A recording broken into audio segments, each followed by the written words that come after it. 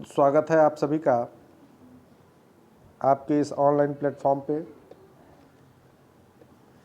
और लगातार जो है आपको वीडियो जो है प्राप्त हो रहे हैं। आपके पठन पाठन सुचारू रूप से चल रहे होंगे, ऐसा हम लोग उम्मीद करते हैं। आप लोगों को कुछ ज़रूरी दिशा निर्देश दिए जाएं। तो पहली चीज़ तो ये है कि वीडियो को जो है पूरा देखिए। दूसरी सबसे आवश्यक चीज़ ये है कि जितने भी विद्यार्थी हमारे हैं, सभी विद्यार्थी निश्चित तौर पे वीडियो के कमेंट सेक्शन में जाकर के कमेंट करें। अच्छा है, ख़राब है, कौन सा क्वेश्चन उनको जानना है, कहाँ पे दिक्कत आ रही है, ये सारी चीज़ों को वो बताएं। तीसरी चीज़, शेयर और सब्सक्राइब ज़रूर करें ताकि हम लोग का हौसला जो है वो बना रहे और हम लोग लगातार आपके बीच में जो है आते रहें। जैसा कि पैथोलॉजी के सेक्शन में एक आपको पता ही होगा कि पैथोजन के रूप में जो है फंजाई है, बैक्टीरिया है, निमेटोड्स है, एल्गी है, अन्य भी इंसेक्ट्स हैं जो पैथोजन के रूप में जो है प्लांट्स के ऊपर अटैक करते हैं और ढेर सारी डिजीजेस काज करते हैं। तो हम लोग एक एक पैथोजन को जो है आज पढ़ेंगे। एक पैथोजन फंजाई को शुरू करेंगे, इसके क्लासिफिकेशन से जानकारी प्राप्त करेंगे। पहले सबसे पहले जो है क्लासिफिकेशन जानना क्यों आवश्यक है, इसको जान लीजिए कि क्लासिफिकेशन जो है सुविधा के दृष्टिकोण से अध्ययन की सुविधा हेतु जो है हम प्लांट्स को क्लासिफाई करते हैं। और इससे होता ये है कि बहुत सारे जो एक ग्रुप ऑफ फंजाई या बहुत सारे फंगस जो है को एक ग्रुप में डाल करके जो है अपने उसके कैरेक्टर्स के आधार पे, चाहे इंटरनल कैरेक्टर हो चाहे एक्सटर्नल कैरेक्टर हो, उन कैरेक्टर्स के आधार पर डाल करके जो है हम उसकी स्टडी करते हैं, अध्ययन करते हैं, तो सुविधाजनक वो हो जाता है। अब बात हम इस पे करते हैं कि प्रश्न किस तरह से इसमें से आपसे पूछे जा सकते हैं। तो देखिए, क्लासिफिकेशन, फंगस का क्लासिफिकेशन बहुत सारे लोगों ने डिस्कस किया फंगस के क्लासिफिकेशन को, लेकिन जो बेसिक क्लासिफिकेशन है वो एनिसवर्थ का क्लासिफिकेशन है। और अगर हम एनिसवर्थ के क्लासिफिकेशन की अगर बात करें तो देखिए कुछ इस तरह से क्वेश्चंस आपसे पूछे जा सकते हैं कि right A note on evolution of fungi, give outline any important and modern system of classification. तो एनिसवर्थ का जो क्लासिफिकेशन है फंजाई का, वो सबसे मॉडर्न है और इसलिए जो है इसको पढ़ना आवश्यक है। दूसरी चीज़ ये है, दूसरा तरीके से प्रश्न जो पूछा जा सकता है कि outline of classification of fungi, यानी कि फंजाई के क्लासिफिकेशन का आउटलाइन आपसे पूछा जा रहा है कि फंजाई को कैसे कैसे क्लासिफाई किया गया है और क्या क्या है उसमें। तीसरे तरह से पूछा जा सकता है डिस्क्राइब एनिसवर्थ क्लासिफिकेशन, एनिसवर्थ का नाम लेकर के पूछा जा सकता है। नेक्स्ट जो है साइलेंट फीचर को डिस्कस करते हुए जो है इंपॉर्टेंट ग्रुप्स ऑफ फंजाई को बता दीजिए कि कौन कौन से इंपॉर्टेंट ग्रुप्स हैं और उसमें कौन कौन से जो है साइलेंट फीचर होते हैं। नेक्स्ट की अगर हम बात करें तो give recognized scheme of classification, मतलब ये वेरियस जो है आप बहुत सारे इसमें देख रहे होंगे, बहुत तरह से जो है आपसे क्लासिफिकेशन का क्वेश्चन पूछा जा सकता है। और क्लासिफिकेशन करने का और क्लासिफिकेशन पढ़ने का उद्देश्य ये है कि क्लासिफिकेशन से जो है ए नंबर ऑफ प्लांट्स की स्टडी जो है हम एक साथ कर सकते हैं, यानी कि कैरेक्टर्स के आधार पर हम प्लांट्स की ग्रुप बनाते हैं और जब हम ग्रुप बना लेते हैं तो उतने प्लांट्स को जो है पढ़ने में हमको क्या हो जाती है, सुविधा हो जाती है। इसका ध्यान रखिएगा। तो अब अगर हम कुछ हिस्ट्री की बात करें, क्लासिफिकेशन की हिस्ट्री की, तो देखिए कि ये जो हिस्ट्री में जाएंगे आप तो देखेंगे कि यहाँ पे स्पष्ट तौर पे इसके आंसर के संबंध में लिखा हुआ है। कुछ जान लीजिए आपके some mycologist are of opinion that the fungi have evolve from algae. कुछ माइकोलॉजिस्ट, कुछ जो है माइकोलॉजिस्ट के बारे में आप जानते हैं कि माइकोलॉजिस्ट हम उनको कहते हैं जो फंगस की स्टडी करते हैं, यानी कि फंगस की स्टडी करने वाले को माइकोलॉजिस्ट कहते हैं और माइकोलॉजी जो है फंगस की स्टडी को हम माइकोलॉजी कहते हैं। तो उन्होंने अपनी ओपिनियन दिया कि यह जो है एल्गी से निकला हुआ है, एल्गी से इवॉल्व है, एल्गी से विकसित है, ठीक है। और एल्गी से विकसित हुआ लेकिन उसने अपना क्लोरोफिल को लॉस कर दिया, यानी कि एल्गी जो होती है वो सबसे सिंपलेस्ट प्लांट होती है इस अर्थ की और वो क्लोरोफिलस होती है। यानी कि एल्गी का मतलब कवक कह लीजिए या शैवाल कह लीजिए या काई कह लीजिए देसी भाषा में, वह जो है क्लोरोफिल युक्त होती है। क्लोरोफिल युक्त होने के कारण जो है अपना भोजन बनाती है और इसलिए जो है वह जो है उससे कहा जा रहा है कि उससे जो है फंजाई इवॉल्व है। तो in this turn the fungi are plants, और इस आधार पर कहा जा रहा है कि फंजाई क्या है, प्लांट्स हैं। अगर हम दूसरी बात करें तो कुछ माइकोलॉजिस्ट कहते हैं कि अदर, देखिए यहाँ पे लिखा हुआ है कि mycologist of some other schools of thought however believe that the fungi had a common ancestor with the, ये कहा जा रहा है कि प्रोटोजोन्स से निकले हुए हैं, तो इस आधार पे हम इसको एनिमल कह सकते हैं। तो कुछ कैरेक्टर्स इसके ऐसे भी हैं कि जो एनिमल से मिलते, जैसे इसके अंदर इसके सेल वॉल पे काइटिन की उपस्थिति जो है वास्तव में एनिमल सेल वॉल पे पाई जाती है। एनिमल सेल्स में कुछ ऐसे आपको एनिमल इंसेक्ट्स ऐसे मिलेंगे, आर्थ्रोपोडा कुछ ऐसे एनिमल मिलेंगे जिसका ऊपरी कवर जो होता है वो काइटिन की बनी होती है, तो उस आधार पे भी जो है इस पे बात की जाती है। फिलहाल आप इन दोनों पैराग्राफ को बहुत ध्यान से देखिए, और इसमें स्पष्ट तौर पे लिखा हुआ है कि the outline of most accepted Ainsworth classification is given here, यानी कि यहाँ पे जो है एनिसवर्थ क्लासिफिकेशन आपको दिया जा रहा है। In this system the fungi are treated as separate kingdom, और इस सिस्टम में जो है फंजाई को जो है एक सेपरेट किंगडम के रूप में जो है एनिसवर्थ ने जो है रखा, और ये एक्सेप्टेबल है, ये बेहतर है और रखना भी चाहिए, क्योंकि उनके गुण जो है ना, वो कुछ गुण जो है इसके मिल रहे थे एल्गी के साथ और कुछ गुण मिल रहे थे इसके किसके साथ, प्रोटोजोन्स के साथ। तो इस आधार पे ना हम इसको प्लांट्स के अंदर रख सकते थे और ना इसको जो है एनिमल के अंदर रख सकते थे, तो इसको एक सेपरेट ग्रुप ही प्लांट का इसका बना दिया गया और उस सेपरेट किंगडम को जो है फंजाई कर लिया गया। ठीक है, अब देखिए एनिसवर्थ के बारे में यहाँ पे सेकंड पैराग्राफ में लिखा हुआ है कि जीसी एनिसवर्थ 1971 उनका अपग्रेडेड जो है क्लासिफिकेशन जो है यहाँ पे आपको जो है प्रपोज किया जा रहा है। तो देखेंगे अगर आप बात करें हम फंजाई की, तो मैंने आपको बताया कि जीसी एनिसवर्थ ने जो है किंगडम ही बना दिया फंजाई को, जो है कवक का एक किंगडम बनाया जिसको कहा किंगडम फंजाई, और इस किंगडम को जो है दो डिवीजन में बांटा, एक मिक्सोमाइकोटा और दूसरा जो है यूमाइकोटा।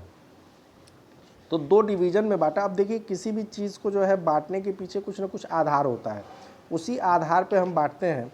और यहाँ पे जो आधार है, देखिए बांटने का आधार यहाँ पर स्पष्ट लिखा हुआ है कि somatic body of a mass of free living plasmodium with no firm cell wall, यानी कि यह जो है फ्री लिविंग प्लाज्मोडियम के फॉर्म में, इस फॉर्म में आता है जिसके ऊपर सेल वॉल जो है ये नहीं पाया जाता। ठीक है, और यहाँ पे देखिए इसके सोमैटिक बॉडी में, इसकी सोमैटिक बॉडी यूनिसेलर भी हो सकती है और मल्टी सेलर भी हो सकती है। ठीक, यूनिसेलर होगी, मल्टी सेलर होगी या फिलामेंटस होगी। यहाँ पे सिर्फ जो है सोमैटिक बॉडी जो है एक मास के रूप में, मास समझते हैं, एक द्रव्यमान के रूप में, एक छोटे जो है समझिए कि एक छोटे से जो है सेल के रूप में पड़ा रहेगा, जिसके ऊपर जो है कठोर सेल वॉल की उपस्थिति नहीं देखने को मिलेगी। तो इस तरह के जो फंगस होंगे उसको हम रख देंगे मिक्सोमाइकोटा में।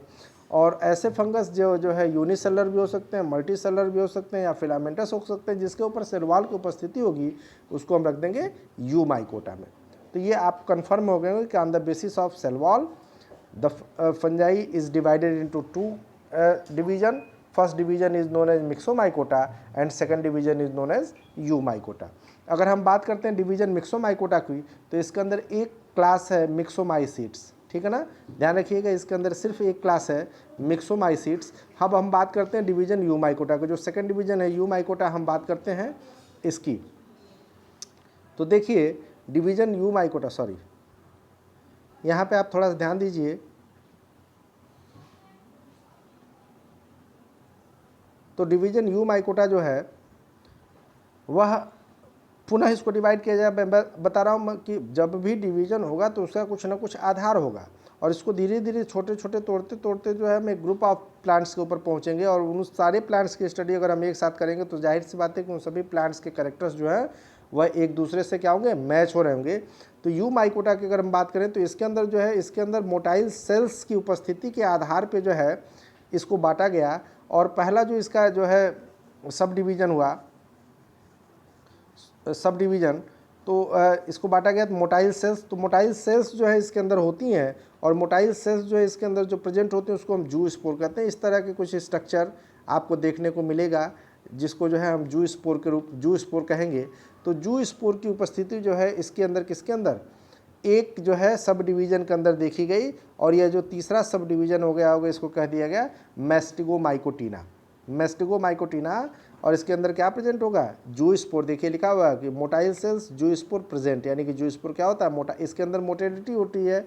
मोटेलिटी क्यों होती है, क्योंकि इसके ऊपर फ्लैजेला पाए जाते हैं, और फ्लैजेला के कारण जो है, फ्लैजेला जो है कासाबिका होती है, जो इसको मूवमेंट में, इसके गति करने में जो है इसको क्या करती है, सहायता करती है। ठीक है। तो इसको जो तीसरा डिवीजन हो गया वो मैस्टिगोमाइकोटिना हो गया। और अब दूसरा जो इसका डिवीजन बनाया गया, ये कुछ ऐसे भी थे जिसके अंदर मोटाइल सेल्स जो थे वो एब्सेंट थे, यानी कि इसके अंदर किसी तरह का इस तरह का जू स्पोर लाइक स्ट्रक्चर नहीं पाया जा रहा था। तो इसमें भी जो है दो तरह के थे। अब इसमें जो था एक परफेक्ट स्टेज प्रेजेंट और दूसरा जो है परफेक्ट स्टेज एब्सेंट। यानी कि स्टेज तो परफेक्ट होगा, यानी कि परफेक्ट स्टेज का मतलब यहाँ पे ये है कि सेक्सुअल रिप्रोडक्शन जो है पाया जाएगा। यहाँ पे जू स्पोर के पाए जाने का मतलब ये है कि इसके अंदर जो है सेक्सुअल रिप्रोडक्शन पाया जाएगा और यहाँ पे गैमिट्स का फार्मेशन होगा। वो दोनों गैमिट फ्यूज करेंगी और फ्यूज करके जो है आगे जाइगोट का फार्मेशन और आगे प्रोसीड करेंगी। यहाँ पे भी जो है मोटाइल सेल्स की अनुपस्थिति देखी गई, यानी कि मोटाइल सेल्स यहाँ पे नहीं था, लेकिन इसको भी जो है दो स्टेज में बांट दिया गया on the basis of sexual reproduction. और एक जो होगा परफेक्ट स्टेज और दूसरा हो गया परफेक्ट स्टेज, पहला हो गया परफेक्ट स्टेज प्रेजेंट और दूसरा हो गया परफेक्ट स्टेज एब्सेंट। अगर हम बात करते हैं परफेक्ट स्टेज प्रेजेंट की, तो आप देखिए यहाँ पे कि अगर परफेक्ट स्टेज प्रेजेंट का मतलब ये है कि यहाँ पे सेक्सुअल रिप्रोडक्शन पाया जाएगा और ये परफेक्ट स्टेज अगर प्रेजेंट हो तो यहाँ पे जाइगोस्पोर किस तरह का परफेक्ट स्टेज, किस तरह का रिप्रोडक्शन, किस तरह कौन सा ऐसी बॉडी है, कौन सा ऐसा स्ट्रक्चर है जो रिप्रोडक्शन की प्रक्रिया को संपन्न करेगा या रिप्रोडक्शन करेगा। तो यहाँ पे जो परफेक्ट स्पोर होगा वो जाइगोस्पोर होगा। जाइगोस्पोर जो है एक नॉन मोटाइल स्पोर्स होता है, ऐसे इसके पास कोई मोटेलिटी नहीं होती, यानी कि ये मूव नहीं कर सकता, लेकिन यह जो है सेक्सुअल रिप्रोडक्शन में या रिप्रोडक्शन में क्या करता है, हेल्प करता है। तो इस तरह की सिचुएशन को हम कह देंगे क्या, परफेक्ट स्टेज प्रेजेंट। और परफेक्ट स्टेज प्रेजेंट में पहला जो परफेक्ट स्पोर बना ये जाइगोस्पोर, और जो ऐसे क्लास जो ऐसा सब डिवीजन जो जाइगोस्पोर को कंटेन करता है उसको हम कह देते हैं क्या, जाइगोमाइकोटिना। तो ध्यान रखिएगा जाइगोमाइकोटिना किसके आधार पर नाम रखा गया, जाइगोस्पोर के आधार पर। और जाइगोस्पोर किस तरह का स्पोर होता है, ये नॉन मोटाइल स्पोर होता है, यानी कि इसके अंदर मोटेलिटी नहीं पाई जाती। और मोटेलिटी क्यों नहीं पाई जाती, इसके पीछे कारण ये है कि इसके अंदर कोई फ्लैजेला नहीं पाया जाता, इस वजह से इसके अंदर मोटेलिटी नहीं होती। उम्मीद मैं करता हूँ अगर आपको समझ में आ रही होगी बात। अगर नहीं समझ में आएगी तो कमेंट सेक्शन में निश्चित तौर पर आप कमेंट करके प्रश्न पूछेंगे और स्थितियों को बताएंगे। वास्तव में विश्वास मानिए आप लोग के साथ बात करके हम लोग को बहुत अच्छा लगता है। हम लोग भी खाली बैठे हुए कुछ आपके साथ काम करें, कुछ आपका सहयोग करें, इसी उद्देश्य की पूर्ति के लिए जो है हम लोग आपके साथ लगे हुए हैं। फिर अगर हम बात करें तो इसको जो परफेक्ट स्टेज प्रेजेंट की बात करें, इसमें तीन जो है सब डिवीज़न आपको देखने को मिलेगा।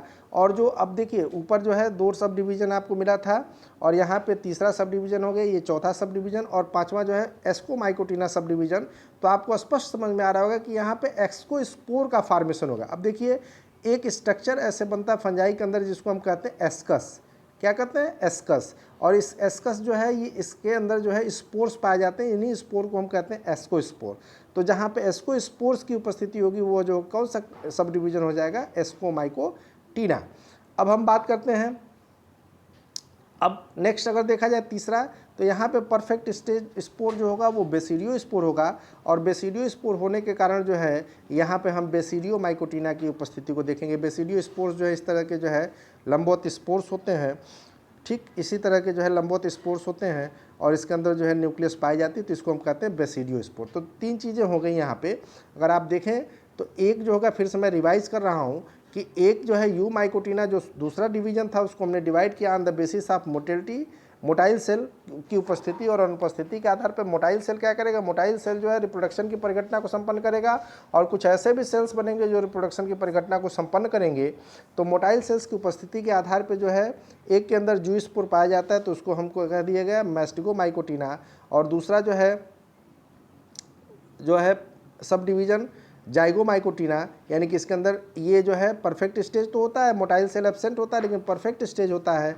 तो जाइगोमाइकोटिना जो है due to the presence of zygospore, ascomycotina due to the presence of ascospore, basidiomycotina due to the presence of basidiospore. और एक जो है लास्ट यहाँ पे बनता है कि परफेक्ट स्टेज जो होता है वो एब्सेंट होता है। तो परफेक्ट स्टेज एब्सेंट होने के कारण, परफेक्ट स्टेज एब्सेंट होने का मतलब ये है कि यहाँ पे जो है सेक्सुअल रिप्रोडक्शन के लिए कोई स्पोर नहीं बनेगा, ठीक है। यानी कि यहाँ पे सेक्सुअल रिप्रोडक्शन एब्सेंट होता है और इस तरह के जो है सब डिवीज़न को हम कह देते हैं ड्यूटरोमाइकोटिना। ड्यूटरोमाइकोटिना का मतलब ये है कि यहाँ पे सेक्सुअल रिप्रोडक्शन नहीं होगा। तो आप ध्यान दीजिए कि यहाँ पे कुल जो है चार सब डिवीज़न, सॉरी 1 2 3 4 5, कुल 5 सब डिवीज़न हो गए। पहला सब डिवीज़न ये, दूसरा सब डिवीज़न ये, तीसरा सब डिवीज़न एस्कोमाइकोटिना, चौथा सब डिवीज़न बेसिडियोमाइकोटिना और पांचवा सब डिवीज़न जो है ड्यूटरोमाइकोटिना। ठीक है ना। ये सारे सब डिवीज़न जो पांचों सब डिवीज़न हैं यह किसके हैं, यू माइकोटा के, यानी कि डिवीज़न यू माइकोटा के हैं। किंगडम थी फंजाई, फंजाई को जो है डिवाइड किया गया, आप देखिए यहाँ पे ऊपर, तो फंजाई को डिवाइड किया दो डिवीज़न में, एक मिक्सोमाइकोटा और दूसरा जो है यू माइकोटा। मिक्सोमाइकोटा में एक सिंगल क्लास है मिक्सोमाइसीट्स, जबकि यू माइकोटा के अंदर आप आएंगे तो यू माइकोटा का डिवाइड कर दिया गया कितने में, सब डिवीजन्स में। और ये सब डिवीजन्स की जो संख्या हो गई, इसके अंदर कितनी संख्या हो गई, 5 सब डिवीज़न होंगे। एक जो होगा वो mastigomycotina due to the presence of zoospore perfect stage, zoospore यहाँ पे होता है, और दूसरे में जो है मोटाइल सेल्स एब्सेंट होते हैं, लेकिन एक में परफेक्ट स्टेज पाया जाता है और परफेक्ट स्टेज नहीं पाया जाता। तो जिसमें परफेक्ट स्टेज पाया जाता है उसमें 3 जो है आपको सब डिवीजन्स देखने को मिलेंगे, और एक ऐसा है जिसमें परफेक्ट स्टेज नहीं पाया जाता, तो ड्यूटरोमाइकोटिना हो गया। तो यह बात आपको समझ में आ गई होगी। अब हम इन सब डिवीजन्स को डिवाइड करने का प्रयास करते हैं। तो जो पहला सब डिवीज़न है, यानी कि तीसरे नंबर पे आप यहाँ पे देखिए, तीसरे नंबर पे लिखा हुआ है सब डिवीज़न मेस्टिकोमाइकोटिना, उसी सब डिवीज़न को हम डिवाइड करने का प्रयास करते हैं, मेस्टिकोमाइकोटिना को। तो आगे हम बढ़ते हैं, तो सब डिवीज़न को कैसे जो है डिवाइड किया गया है। अब एक एक सब डिवीज़न यानी कि पांचों सब डिवीज़न को हम डिवाइड करेंगे, और पांचों सब डिवीज़न को क्लास और आर्डर में डिवाइड करें। जब भी आपसे प्रश्न क्लासिफिकेशन पूछा जाएगा तो क्लासीफाई अप टू आर्डर, यानी कि आर्डर तक क्लासिफिकेशन पूछा जाएगा, तो क्लासिफिकेशन को आपको आर्डर तक तैयार करना होगा। अब ऑर्डर तक तैयार करने के लिए आपको पहले एक दिन, अब कैसे तैयार करेंगे, थोड़ा सा आप कंसंट्रेट होकर समझिए कि पहले आपको जो है डिवीज़न तैयार कर लेना होगा, सब डिवीज़न तैयार कर लेना होगा, फिर क्लास तैयार कर लेना होगा। और जब क्लास सबकी तैयार हो जाएगी तब एक एक करके जो है ऑर्डर तैयार करेंगे, तब तैयार हो पाएगा। अदरवाइज अगर एक साथ चाहेंगे तैयार कर पाना तो यह मुश्किल है। तो हम बात करते हैं मेस्टिकोमाइकोटिना की। तो मेस्टिकोमाइकोटिना को अगर आप ध्यान से देखें तो सब डिवीज़न मेस्टिकोमाइकोटिना को जो है डिवाइड किया गया कितने में, कितने क्लासेस में, तो ये कुल 4 क्लासेस में डिवाइड हुई है। और बेसिस क्या है क्लास में डिवाइड करने की, तो इसको देखिए, पहले जो क्लास में पहले 4 भागों में डिवाइड किया गया है। देखिए पोस्टीरियरली यूनिफ्लैजेलेटेड, देखिए जब मेस्टिकोमाइकोटिना की बात आती है तो डिवाइड किया गया था इसके पहले किस आधार पे, due to the presence of zoospore, यानी कि इन मेस्टिकोमाइकोटिना के सभी क्लासेस के अंदर जूस्पोर की उपस्थिति होगी। और जू स्पोर जो होता है वो मोटाइल स्पोर होता है, और मोटेलिटी किस कारण होती है, तो मोटेलिटी जो है फ्लैजेला के कारण होती है, कासाबिका जिसको हिंदी में कहते हैं, फ्लैजेला के कारण मोटेलिटी होती है। और फ्लैजेला कारण जब मोटाइल होता है तो अब फ्लैजेला की उपस्थिति के आधार पर कि फ्लैजेला कहाँ उपस्थित है, एपिकल पोर्शन में उपस्थित है कि पोस्टीरियर पोर्शन में कि लेटरल उपस्थित है, यानी कि कहाँ उपस्थित है फ्लैजेला, उसके आधार पर जो है इसको डिफाइन या डिवाइड करने का प्रयास किया गया है। तो देखिए यहाँ पर लिखा गया है कि पोस्टीरियरली थोड़ा सा इसको बढ़ाएं, आप दिखाई नहीं पड़ेगा, आपको भी नहीं दिखाई पड़ेगा, बाद में इसको एडजस्ट कर लिया जाएगा। देखिए जो पहला है कि posteriorly यूनिफ्लैजेलेटेड zoospore flagellum whiplash type. तो अब यहाँ पे थोड़ी सी मैं बात आपको बता दूं कि फ्लैजेला होती क्या है। तो फ्लैजेला जो है वह स्ट्रक्चर होता है या वह संरचना होती है जो किसी भी सेल को मोटेलिटी या लोकोमोशन या गति प्रदान करने का काम करती है। यह जो है फ्लैजेला जो होती है वो 2 तरह की होती है, एक को कहते हैं विप्लेस और दूसरे को कहते हैं टेंसिल, यानी कि जिसके ऊपर जो है विप्लेस जो होती है वो चाबुक के आकार की होती है, जैसे घोड़े को चलाने के लिए जो चाबुक यूज़ किया जाता है ना, उसी चाबुक के आकार की होती है। जबकि टेंसिल फ्लैजेलम जो होती है ये विप्लेस है, जहाँ पे मैंने W लिख दिया ये विप्लेस है, और यह जहाँ पे T लिखा वो टेंसिल है, ठीक है ना। तो टेंसिल के अंदर तो एक जो है सेंट्रल फाइब्रिल्स होगी, और इससे जो है ये मेस्टिकोनिम्स लिखने होते हैं, कुछ लेटरल अपेंडेजेज निकले होते हैं। तो इसके ऊपर देखिए विप्लेस के ऊपर कोई लेटरल अपेंडेजेज नहीं पाई जाएगी, इसकी जो वाल होगी वो स्मूथ होगी। जबकि टेंसिल फ्लैजेलम पे जो है इसके ऊपर लेटरल अपेंडेजेज यानी कि दाएं बाएं जो है कुछ अपेंडेजेज का फॉर्मेशन होगा, जिसके कारण इसको हम कहेंगे टेंसिल फ्लैजेलम। तो आप समझ गए होंगे कि फ्लैजेलम जो है विप्लेस और टेंसिल हो गई। अगर बात करें इसके इंटरनल स्ट्रक्चर की, तो इंटरनल स्ट्रक्चर आप समझिए कि इंटरनल स्ट्रक्चर में जो है इसके 9+2 अरेंजमेंट होता है, यानी कि ये फाइब्रिल्स से बनी होती है। और फाइब्रिल्स किसकी बनी होती है, प्रोटीन की, ठीक है, फाइब्रिनोजेन प्रोटीन होती है, जिसके कारण जो है इसकी फाइब्रिल्स बनती है। ध्यान रखिएगा, फाइब्रिन प्रोटीन के कारण जो है इसकी फाइब्रिल्स बनती है। तो अगर ये पूछा जाए कि फ्लैजेला की फाइब्रिल्स या फ्लैजेला किस प्रोटीन की बनी होती है, तो फाइब्रिन प्रोटीन होती है, ये ध्यान रखिएगा। अब जो ये फाइब्रिन प्रोटीन होती है ये जो है 9+2 स्ट्रक्चर शो करती है, यानी कि 2 जो होता है सेंट्रल फाइब्रिल्स होता है, ये देखिए 2 सेंट्रल में फाइब्रिल्स बना, और 9 जो है डबलेट जो है पेरिफेरल फाइब्रिल्स होती है, यानी कि दो दो की संरचना में होगी। ये देखिए, ये जो है इसको कहेंगे डबुलेट, यानी कि दो जो है एक साथ बंधा रहेगा और इसको हम कह देंगे डबुलेट। और ये जो है जो सेंट्रल फाइब्रिल्स होती है वो सिंगलेट होती है, यानी कि एक एक होती है। तो इसकी संख्या होगी 2, ये सेंट्रल फाइब्रिल्स है, और इसकी संख्या होगी 9, ये जो है पेरिफेरल फाइब्रिल्स है। तो इस स्ट्रक्चर को कहते हैं 9+2 स्ट्रक्चर। आप समझ रहे होंगे, अगर कोई दिक्कत होगी तो पूछेंगे, मैं पुनः बताएंगे। 9+2 स्ट्रक्चर, ध्यान रखिएगा कि इसकी फ्लैजेला की जो स्ट्रक्चर होती है 9+2 होती है। पुनः मैं एक बार रिवाइज कर दूं कि 9 जो होता है वो पेरिफेरल होता है, ये जो 9 होता है ये सर्किल के आउटर सरफेस में होता है, जबकि 2 जो होता है वो सिंगलेट होता है और वो सेंट्रल पोजीशन में होता है, यानी कि बीच में होता है। तो ये इसका इंटरनल स्ट्रक्चर था। ये फ्लैजेला की बात कर रहे थे हम लोग। तो यहाँ पे देखेंगे कि पोस्टीरियरली यूनिफ्लैजेलेटेड जू स्पोर, यानी कि जो जू स्पोर होगा ये अगर एंटीरियर पोर्शन होगा तो ये जाहिर सी बात है पोस्टीरियर पोर्शन होगा, और जो फ्लैजेला होगा वो पोस्टीरियर पोर्शन पे लगा होगा, ठीक है ना। ऐसा जू स्पोर जिसमें फ्लैजेला पोस्टीरियर पोर्शन पे होगा उस क्लास को हम कहेंगे किट्रीडियोमाइसीट्स। ध्यान रखिएगा, ऐसा जू स्पोर, यानी कि जू स्पोर तो हो, उसके अंदर मोटेलिटी हो, लेकिन फ्लैजेला किधर हो, पीछे के साइड में। जैसे टैडपोल होता है ना, उसका पूछ निकला होता है, उसी तरह से ये भी होता है, फ्लैजेला पीछे की तरफ से होती है। तो इस तरह की सिचुएशन को हम कहते हैं क्या, कि ट्रीडियोमाइसीट्स। और एक चीज़ और भी ध्यान देने, फ्लैजेला पीछे तो होती है, एक यूनिफ्लैजेलेटेड लिखा हुआ है, यानी कि फ्लैजेला एक होती है। लेकिन एक चीज़ और भी है कि अब जो फ्लैजेला जो होती है वो विप्लेस टाइप की होती है, यानी कि चाबुक के आकार की होती है। तो यहाँ पे आप ध्यान दें, तो ये जो क्लास जो किट्रीडियोमाइसीट्स, ये जो है यूनिफ्लैजेलेट स्ट्रक्चर होगा, और इसके अंदर जो है कुल 4 आर्डर हैं।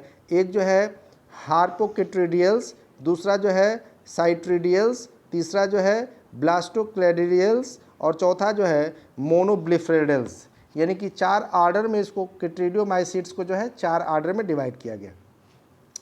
नेक्स्ट की हम बात करें, मैक्सिकोमाइकोटिना के दूसरे अगर क्लास की हम बात करें, तो देखिए इसमें जो फ्लैजेला होती है वो जू स्पोर में जो है यूनिफ्लैजेलेटेड ये भी होता है, लेकिन फ्लैजेलम जो होती है यहाँ पे एंटीरियर, जैसे अब ये जू स्पोर है तो जो फ्लैजेला होगी वो एंटीरियर पोर्शन में होगी, ये एंटीरियर पोर्शन में फ्लैजेला हो गई। लेकिन फ्लैजेलम जो है वो टेंसिल टाइप का, किस तरह का है, टेंसिल टाइप का फ्लैजेलम है। तो इस तरह का जो स्पोर जिसके अंदर फ्लैजेला जो है एंटीरियर पोर्शन में हो लेकिन टेंसिल टाइप का हो, इस तरह के क्लास को हम कह देंगे हाइपोकिट्रीडियोमाइसीट्स। ध्यान रखिएगा, हाइपोकिट्रीडियोमाइसीट्स, और इसके अंदर सिर्फ एक आर्डर है हाइपोकिट्रीडियल्स। नेक्स्ट जो है हम बात करते हैं ओओमाइसीट्स की। देखिए ओओमाइसीट्स भी है जो है मैस्टिकोमाइकोटिना का। तो ये नेक्स्ट क्लास जो है ओओमाइसीट्स की हम बात करें तो इसके अंदर जो जू स्पोर होता है वो देखिए यहाँ पे लिखा हुआ कि बाईफ्लैजेलेट जू स्पोर, यानी कि जू स्पोर जो है उसके अंदर फ्लैजेला कितनी होगी, 2 biflagellate zoospore, posterior flagellum whiplash type, anterior flagellum tinsel type. अब इसमें देखिए ये फ्लैजेला जो होगी वो 2 इसके अंदर होगी, एक जो है एंटीरियर फ्लैजेला होगी और दूसरी जो है पोस्टीरियर फ्लैजेला होगी। जो पोस्टीरियर, देखिए पोस्टीरियर फ्लैजेलम जो होगी वो विप्लेस टाइप की होगी, जबकि एंटीरियर फ्लैजेलम जो होगी वो टेंसिल टाइप की होगी। तो एक टेंसिल टाइप की फ्लैजेला और एक विप्लेस टाइप की फ्लैजेला, यानी कि अगर दोनों फ्लैजेला पाई जाए तो इस तरह के क्लास को, इस तरह के जो स्पोर बियरिंग क्लास को हम कह देंगे ओओमाइसीट्स। और इसके अंदर जो देखिए सेल वॉल जो होती है वो सेलुलोज की सेल वॉल होती है। ध्यान रखिएगा, इसके अंदर जो है फंजाई के अंदर काइटिन की सेल वॉल पाई जाती है, लेकिन एक क्लास ऐसा है ओओमाइसीट्स जिसके अंदर सेल वॉल किस तरह की है, सेलुलोजिक सेल वॉल। तो ये क्वेश्चन बन सकता है यहाँ पे कि सेलुलोजिक सेल वॉल किस में पाई जाती, किस क्लास में पाई जाती है, तो ओओमाइसीट्स के अंदर पाई जाती है। और इसमें जो है कुल 4 आर्डर इसमें भी हैं। एक जो है स्पेरोलग्नेल्स है, दूसरा जो है लेप्टोमिटेल्स है, तीसरा जो है लेगिनिडियल्स है, और चौथा जो है पर्नोस्पोरेल्स है। यानी कि 4 आर्डर इसमें है। पहला आर्डर स्पोरोलिग्नियल्स, दूसरा जो है लेप्टोमिटेल्स, और तीसरा जो है लिग्निडियल्स, और चौथा जो है पर्नोस्पोरेल्स। अब अगर बात करते हैं लास्ट इसमें जो क्लास है मैस्टिकोमाइको सब डिवीजन मैस्टिकोमाइकोटिना की लास्ट क्लास की अगर हम बात करें तो लास्ट क्लास जो है प्लाज्मोडियोफोरोमाइसीट्स। प्लाज्मोडियोफोरोमाइसीट्स की अगर हम बात करें तो इसकी क्या कैरेक्टरिस्टिक है, तो इसमें भी 2 फ्लैजेला होती है और हेट्रोकोन्ट होती है, ठीक है ना। जो स्पोर जो होते हैं वो हेट्रोकोन्ट, यानी कि फ्लैजेला जो होती है वो बराबर नहीं होती है, आइसोकोन्ट नहीं होते। आइसो का मतलब होगा बराबर और हेट्रो का मतलब हो गया अलग अलग, यानी कि 2 अलग टाइप की, ठीक है ना। और फ्लैजला जो होती है इसके अंदर विप्लेस टाइप की होती है, यानी कि दो फ्लैजला इसके अंदर भी होगी, दोनों विप्लेस होगी, एक छोटी होगी और एक बड़ी होगी, बस अंतर यही है कि फ्लैजला जो होगी इसके अंदर विप्लेस, लेकिन एक छोटी और एक बड़ी। तो एक छोटी और एक बड़ी अगर फ्लैजला पाई जाए तो प्लाज्मोडियोफोरोमाइसीट्स हो जाएगा, और इसके अंदर एक ऑर्डर जो होगा प्लाज्मोडियोफोरेल्स। तो ये था आपका जो है सब डिवीज़न मैस्टिगोमाइकोटीना। इसके अंदर 4 क्लास, किट्रीडियोमाइसीट्स, हाइपोकिट्रीडियोमाइसीट्स, ओओमाइसीट्स और प्लाज्मोडियोफोरोमाइसीट्स। किट्रीडियोमाइसीट्स के 4 आर्डर, हाइपोकिट्रीडियोमाइसीट्स का 1 आर्डर, ओओमाइसीट्स का 4 आर्डर और प्लाज्मोडियोफोरोमाइसीट्स का जो है 1 आर्डर। अब हम बात करते हैं दूसरे सब क्लास की। तो दूसरे सब क्लास की अगर हम बात करें, सॉरी सब डिवीज़न की, तो दूसरे सब डिवीज़न में आप ध्यान दीजिए कि जाइगोमाइकोटीना की हम बात करते हैं। और जाइगोमाइकोटीना जो है एक क्लास में डिवाइड किया गया है, 2 क्लास इसमें के अंदर बनता है जाइगोमाइकोटीना की, और एक क्लास जो है जाइगोमाइसीट्स है और दूसरा क्लास है ट्राइकोमाइसीट्स। तो जाइगोमाइसीट्स और ट्राइकोमाइसीट्स को किस कैरेक्टर के आधार पे, जाइगोमाइकोटीना के किस कैरेक्टर के आधार पे विभाजित किया गया है या बांटा गया है, आपको अगर मेरी पुरानी बात याद आ रही हो तो जाइगोमाइकोटीना जो है इसके अंदर परफेक्ट स्टेज पाया जाता है, लेकिन जूस्पोर नहीं पाया जाता। इसके अंदर क्या पाया जाता है? जाइगोस्पोर। क्या पाया जाता है? जाइगोस्पोर। तो अब इसके अंदर जाइगोस्पोर के कैरेक्टरिस्टिक्स में जो डिफरेंस होगा उसके आधार पर बांटा जाएगा। तो देखिए मोस्टली स्पोरोफिटिक यानी स्पोरोफाइट सैप्रोफिटिक होते हैं, यानी कि ये मृत जो है डेड ऑर्गेनिक रिमेन्स पे पाए जाते हैं। समटाइम वीक पैरासाइट, या कभी कभी ये जो है वीक पैरासाइट के फॉर्म में होते हैं, या माइको पैरासाइट भी होते हैं। यानी कि माइको पैरासाइट का मतलब है कि यह जो है किसी फंगस के ऊपर रहेंगे, ठीक है, समझ रहे हैं ना। माइको पैरासाइट का मतलब वह पैरासाइट जो अपने ही किसी उस पर रहे, यानी कि फंगस जब फंगस पे हो जाएगा तो माइको पैरासाइट। और देखिए कुछ जो है इंसेक्ट्स के ऊपर भी अटैक करे, some attacking insects but then developing mycelium inside instead of only attach to the inner lining of digestive tract. और ये करते क्या है कि फाइनली जो है ये अंदर जाने के बाद जो है माइसीलियम को डेवलप करते हैं। इस तरह के स्ट्रक्चर को जो है थ्रेड लाइक स्ट्रक्चर के फंगस के थ्रेड लाइक स्ट्रक्चर को हम कह देते हैं माइसीलियम। तो आप समझ गए होंगे माइसीलियम क्या है, कि फंगस के अंदर जो है सफ़ेद धागे के समान जो संरचना होती है इसी को कहते हैं माइसीलियम, ठीक है। तो यह जो है माइसीलियम का फॉर्मेशन करते हैं। अब इसके अंदर देखिए कि क्लास जो है, एक क्लास जो है जाइगोमाइसीट्स है, और इसके अंदर जो है ऑर्डर कितने हैं, तो 3 ऑर्डर हैं। पहला ऑर्डर है म्यूकोरेल्स है, दूसरा जो है इंट्रोमार्फेल्स है, और तीसरा ऑर्डर है जो है जूपेक्डेल्स है। तो 3 ऑर्डर हैं इसके अंदर, म्यूकोरेल्स, इंट्रोमार्फेल्स और जूप्लेक्डेल्स। नेक्स्ट जो क्लास है मेरा आपका, वह जो है पुनः उसी की बात हम लोग करेंगे जाइगोमाइकोटीना की, यानी कि जाइगोमाइकोटीना के अंदर क्या बनेगा, जाइगोस्पोर। अगर हम बात करें, देखिए इसको थोड़ा सा मैं बढ़ाने का प्रयास करता हूँ। इसके क्या कैरेक्टर है, इसके अंदर जो दूसरा क्लास है वो ट्राइकोमाइसीट्स है, और ट्राइकोमाइसीट्स को किस कैरेक्टर के आधार पे जो है बांटा गया है, तो देखिए mostly commensalism with the gut of arthropods, यानी कि आर्थ्रोपोड्स जो इंसेक्ट होते हैं उसके गट में, यानी कि उसके गले में जो है यह कॉमनलिज्म के रूप में पाया जाता है। कॉमनलिज्म जो है एक ऐसा म्यूचुअल अंडरस्टैंडिंग है जिससे एक को फ़ायदा, जैसे दो, एक फंजाई हो गया और दूसरा एनिमल हो गया आपका, दोनों के बीच जो है आपसी सह संबंध है, लेकिन फंगस को जो है ये फूड प्राप्त होगा और इस एनिमल को, यानी कि आर्थ्रोपोड्स के का जो मेंबर होगा उसको कोई नुकसान नहीं होगा। एक को फ़ायदा और लेकिन दूसरे को जो है कोई नुकसान ना हो, तो इस रिलेशनशिप को क्या कहते हैं, कॉमनलिज्म। एक रिलेशनशिप आप सिम्बियोसिस भी सुने होंगे, तो सिम्बियोसिस में दोनों को फ़ायदा होता है, दोनों जो है म्यूचुअली एक दूसरे के लिए क्या होते हैं, बेनिफिशियल होते हैं। एक रिलेशनशिप माइकोराइजा भी सुने होंगे, अगर माइकोराइजा आप सुने होंगे तो mycorrhiza is the association of algae and gymnospermic plant. जैसे क्लोराइड रूट ऑफ साइकस अगर आप सुने होंगे तो उसके जो है क्लोराइड रूट में जो है एनाबेना पाया जाता है, तो स्पेस पैरासाइट के रूप में वहाँ पे पाया जाता है। तो कॉमनलिज्म में जो है एक को फ़ायदा होगा, एक को फूड मिलेगा, लेकिन दूसरे का कोई नुकसान नहीं होगा, तो इस सिचुएशन को कहते हैं हम क्या, कॉमनलिज्म। तो ये कॉमनलिज्म में पाए जाते हैं with the gut of arthropod, hyphae attach to the inner lining of digestive tract, rarely on external part of aquatic living arthropods. Zygospores were known bipolar and biconical. तो जाइगोस्पोर का formation इसके भी अंदर होता है, और यह जो है बाईपोलर होते हैं, यानी कि 2 पोल्स होते हैं। जैसे ये जाइगोस्पोर बना तो इसके अंदर एक एंटीरियर पोल और एक पास्टीरियर पोल, और बाइकोनिकल होता है, यानी कि 2 कोन्स भी इसके अंदर होते हैं। तो ये इस तरह के सिचुएशन को हम कहते हैं ट्राइकोमाइसिट्स जो है इसके अंदर जो है एक ऑर्डर है, हर्पेलेस जो है एक ऑर्डर है, और इस हर्पेलेस के अंदर जो है एक क्लास जो है हर्पेलेस है, और हर्पेलेस के अंदर अगर ऑर्डर की बात करें तो ऑर्डर देखिए 3 ऑर्डर इसके अंदर है, जो है एलिसलेरियल्स जो है पहला ऑर्डर है इसका, दूसरा ऑर्डर है इक्रिनेल्स है, और तीसरा ऑर्डर है अमीबेडेल्स है। 3 ऑर्डर है एस्लेरियल्स, दूसरा ऑर्डर है इक्रिनेल्स, और तीसरा ऑर्डर जो है अमीबेडेल्स है। तो ये 3 ऑर्डर जो है इसके अंदर है। नेक्स्ट अगर सब डिवीज़न की बात करें, कुल 5 सब डिवीज़न थे, आपको पता ही है। तो अब नेक्स्ट जो है ये भी जो है तीसरा सब डिवीज़न होगा एस्कोमाइकोटिना, और एस्कोमाइकोटिना के बाद जो है बाकी के सब डिवीज़न आएंगे। तो हम बात करते हैं एस्कोमाइकोटिना की। एस्कोमाइकोटिना को अगर आप देखें तो सब डिवीज़न एस्कोमाइकोटिना। अब एस्कोमाइकोटिना जो है किस आधार पे बांटा गया था, तो ये इसके अंदर क्या बनता है, इसके अंदर भी परफेक्ट स्टेज पाई जाती है लेकिन मोटेलिटी नहीं पाई जाती। इसके अंदर बनता है एस्कोस्पोर। अगर आपको ध्यान हो एस्कोस्पोर, तो एस्कोस्पोर अब किस तरह, अब एस्कोस्पोर के कैरेक्टर्स के आधार पे इसको बांटा गया है। तो इसको 2 भागों में पहले डिवाइड किया गया है। एक में जो है ascocarp and ascogenous hyphae absent, thallus mycelium or yeast like, इसके अंदर कोई थैलस नहीं बनती, यह ईस्ट के समान जो है एक संरचना बना लेती है, माइसीलियम इसके अंदर नहीं पाई जाती। और दूसरे के अंदर क्या होती है, हाइफी प्रेजेंट, और इसके अंदर माइसीलियम बनता है। यानी कि एक के अंदर माइसीलियम नहीं बनता और दूसरे के अंदर माइसीलियम बनता है। इन 2 आधार पे जो है इसको डिवाइड किया गया। तो जिसके अंदर माइसीलियम नहीं बनता जो है उसके अंदर एक क्लास है, और इसको कहते हैं, इस क्लास का जो नाम है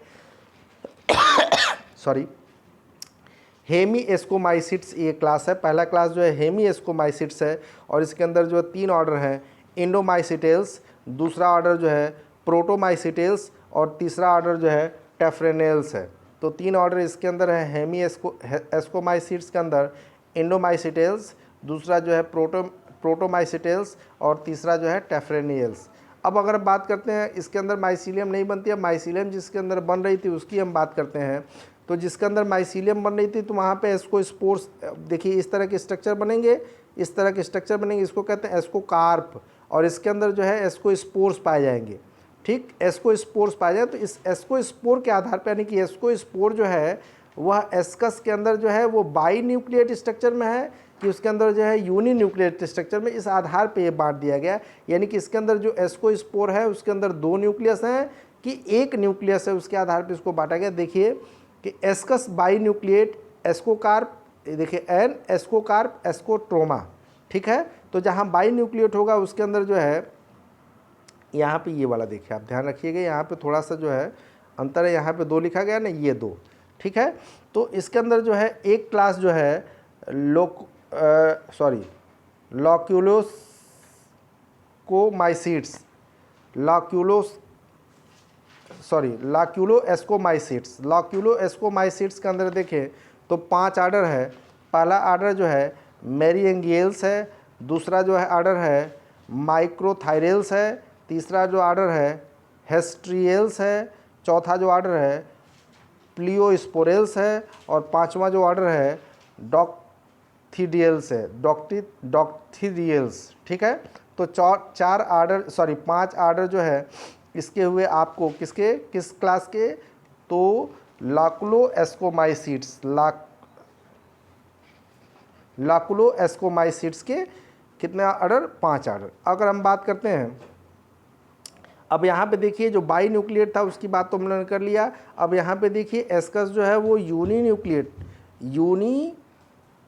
न्यूक्लिएट, ठीक है। If by nucleate the ascospore and apothecium, यानी कि एपोथीसियम के फॉर्मेशन करेगी। तो ये जो है अब इसको भी 2 भागों में बांट दिया गया। Asci scattered at various level with the cleistothecium ascospores aseptate, यानी कि इसको अंदर एस्कोस्पोर्स जो होंगे वह एसेप्टेट होंगे, कहीं कोई सेप्टा नहीं पाई जाएगी, और इसके अंदर जो एस्कोस्पोर्स होंगे उसके अंदर सेप्टा पाई जाएगी, ठीक। तो सेप्टा के आधार पे जो है देखिए जो एसेप्टेट है उसको जो है बांटा गया, और एसेप्टेट को देखिए यहाँ पे जो तीसरा पोर्शन है यहाँ पे देखिए इसको कह दिया गया प्लिक्टोमाइसिट्स। तो प्लिक्टोमाइसिट्स कह दिया गया जिसके अंदर क्या होता है, देखिए स्काई जो होता है क्या होता है, एसेप्टेट एस्कोस्पोर जो होते हैं उसके अंदर सेप्टा नहीं पाई जाती। तो सेप्टा नहीं पाई जाती, तो इसके आधार पे जो है इसको इसके अंदर जो है बांटा गया और इसके अंदर जो है सिर्फ एक क्लास रखा गया प्लिक्टोमाइसीट्स। और प्लिक्टोमाइसीट्स के अंदर अगर आप देखेंगे तो कुल 3 ऑर्डर हैं। पहला जो ऑर्डर है यूरोटियल्स है, दूसरा ऑर्डर है माइक्रोस्केल्स है और तीसरा ऑर्डर जो है ऑनिजिनेल्स है। 3 ऑर्डर यूरोटियल्स, दूसरा जो ऑर्डर है माइक्रोस्केल्स और तीसरा ऑर्डर जो है ऑन्टिजियल्स। तो 3 ऑर्डर आपको इसके अंदर देखने को मिलेंगे। चौथा जो सिचुएशन फिर बन रहा है कि अगर जो है अब यहाँ पे बात की गई थी कि ए सेप्टेट, अगर सेप्टेट होता तब क्या सिचुएशन बनती है। तो सेप्टेट होने की सिचुएशन में एक्टोपैरासाइट ऑन आर्थ्रोपोड्स, ठीक, आर्थ्रोपोड्स के ऊपर एक्टोपैरासाइट और नॉन एक्टोपैरासाइट ऑन आर्थ्रोपोड्स, यानी कि आर्थ्रोपोड्स के ऊपर एक्टोपैरासाइट है और आर्थ्रोपोड्स के ऊपर जो है नॉन एक्टोपैरासाइट है। तो देखिए अगर एक्टोपैरासाइट है तब उस सिचुएशन में क्या होता है, यहाँ पे ये चौथा पोर्शन देखिएगा तो ये जो है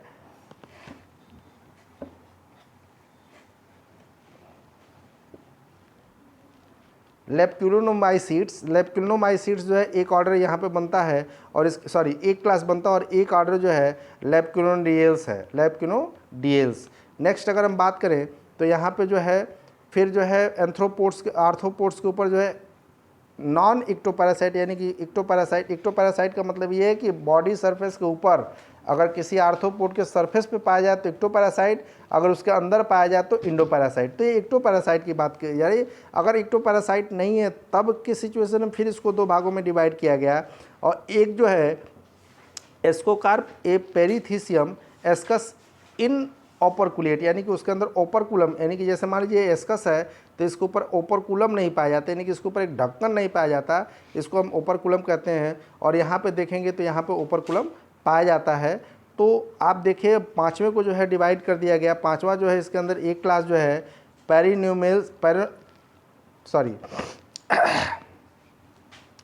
पायरिनोमाइसीट्स के अंदर देखें तो कुल जो है 5 ऑर्डर हैं। इरिसाइफेल्स है, मिलियोटियल्स है, कैरोफिलेल्स है और स्फीरेल्स है और क्लेबिसिप्टेल्स है। तो इरिसाइफेल्स, मिलियोटियल्स, कैरोफिलेल्स, स्फीरेल्स और क्लेबिसिप्टेल्स, यानी कि ये कुल 5 ऑर्डर इसके अंदर हैं। और डिस्कोमाइसीट्स के अंदर अगर आप देखें तो डिस्कोमाइसीट्स का जो कैरेक्टर था यहाँ पे देखिए कि एस्कोस्पोर जो है एपोथीसियम के फॉर्म में आता है, मासिव होता है, ठीक है ना, यानी कि इसके ऊपर वो ढक्कन जो है मैंने बताया जो एपोथीसियम जो है वो पाया जाता है। हाइपोजियल डेवलपमेंट होता है, हाइपोजियल या ईपीजियल डेवलपमेंट होता है और इन ओपरकुलेट या ओपरकुलेट, यानी कि इसके ऊपर कभी कभी ओपरकुलम पाया जाता है और कभी कभी नहीं पाया जाता। दोनों के अंदर जो बेसिक डिफरेंस इसको आप थोड़ा सा ध्यान से देखेंगे तो बात समझ में आएगी। और जो है इसके अंदर अगर आप देखें तो डिस्कोमाइसीट्स इसको कहते हैं, क्लास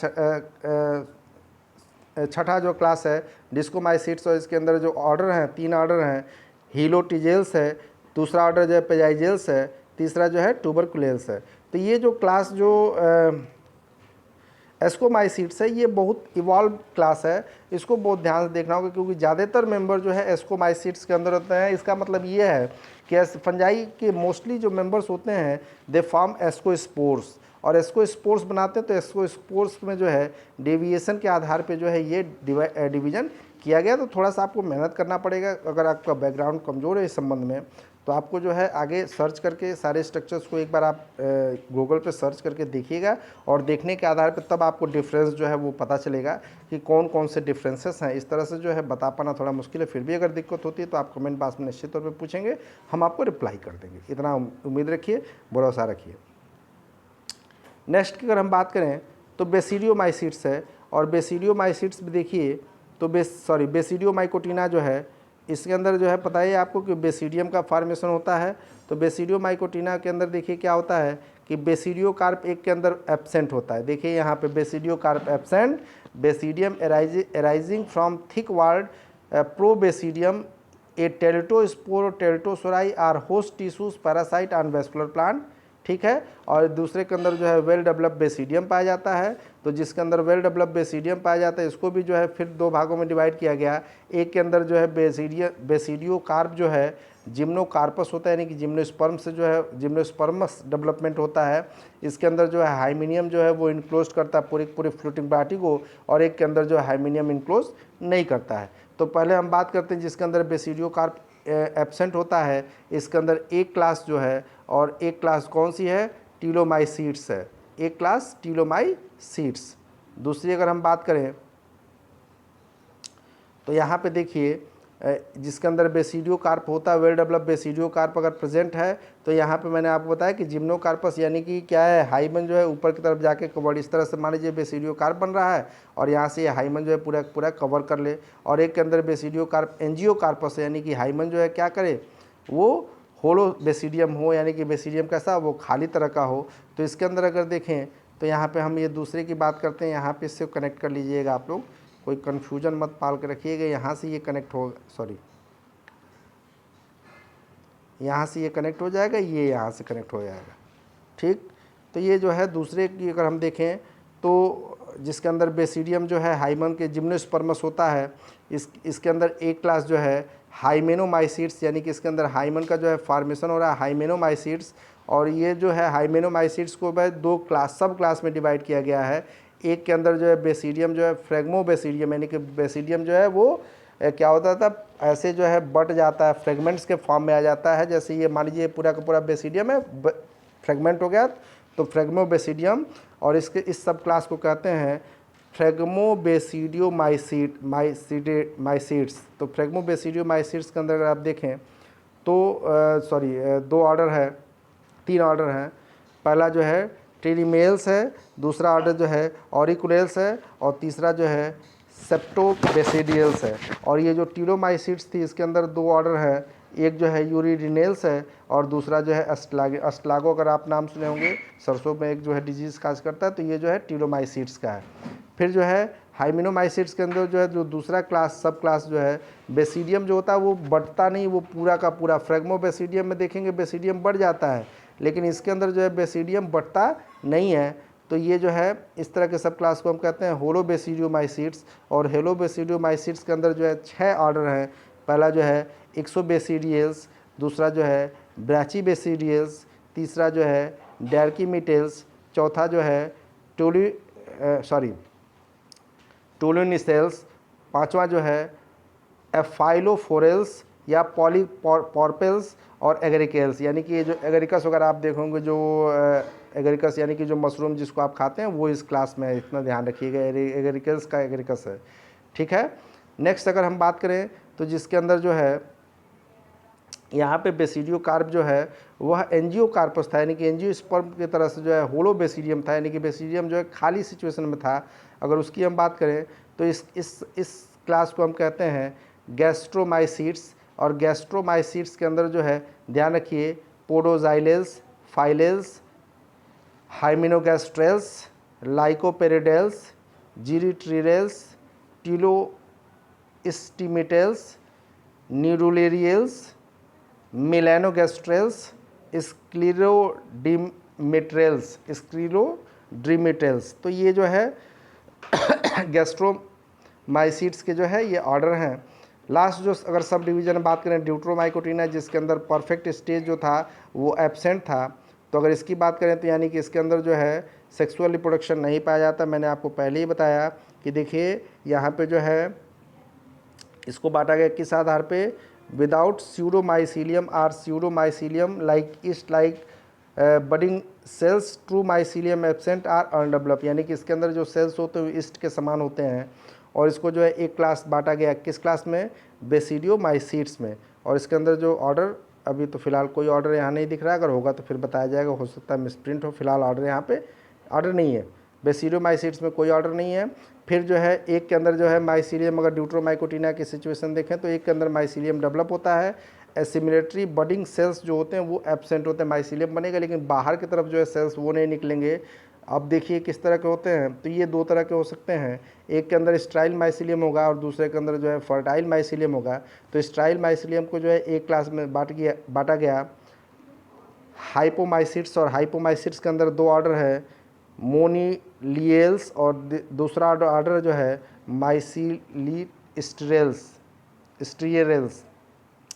और दूसरा जो इसका जो क्लास का जो डिवीज़न है उसका जो आधार है spores are conidia form in pycnidia or pycnidia के अंदर पिकनीडियो स्पोर्स के अंदर बनता है और इसको हम कहते हैं सिलोमाइसीड्स। इसके अंदर दो ऑर्डर हैं मिलेनोकोनियल्स और दूसरा जो है स्फीरोप्सिडेल्स। तो ये पूरा का पूरा जो है एक आउटलाइन क्लासिफिकेशन था। मैंने प्रयास किया कि इसको जो है आपको समझाया जाए किस किस आधार पे जो है डिवाइड हुआ है। इसमें नोट्स की कोई ज़रूरत नहीं होगी क्योंकि ये पूरा का पूरा जो क्लासिफिकेशन का ये जो PDF है वो मैं आपको सेंड करूँगा और देखिएगा। कहीं कोई समस्या होगी तो निश्चित तौर पे कमेंट कीजिएगा। सभी लोग निश्चित तौर पे कमेंट करें, वीडियो को ज़्यादा से ज़्यादा शेयर करें ताकि जो है आपका अच्छे से सहयोग किया जा सके। बहुत बहुत धन्यवाद। पुनः आपसे मुलाकात।